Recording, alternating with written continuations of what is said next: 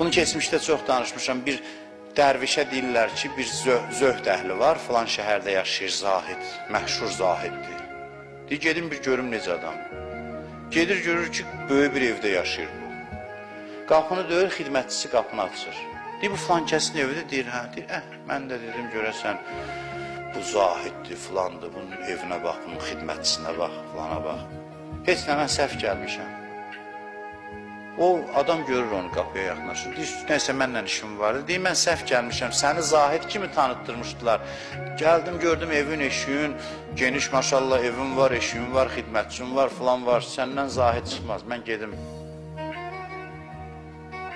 Bu da ona deyir ki, hara gedirim? Deyir, ziyarətə gedirəm Kərbəlaya, gəldim. Bir səndən mənəviyyat alam, gördüm sən mənəviyyat alınası adam deyilsən. Deyir ki, yaxşı, mən də gedirəm səndən. Bu, yanında bir kuzu olur, qoyur yadından çıxır, bu dərvişin, qoyur bu adamın evində qalır, düzəlirlər yola. Gedirlər yola, birdən bu deyir, vay kuzəm qaldı sizdə. Bu həmin o zəngin adam, zahid adam, deyir ki, qalıb da kuzədir qalıb. Mən də o evi qoydum, heç kəsə tapşırmadım, çıxdım, getdim. Gedək yolumuza, ziyarət yolunda yox, qaydarsan, qorxma oradadır.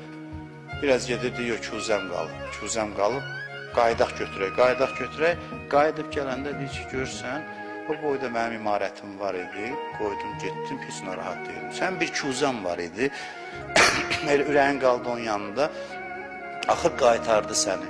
Bax, zöhd budur, zöhd azadlıq deməkdir, fəqirlik yox.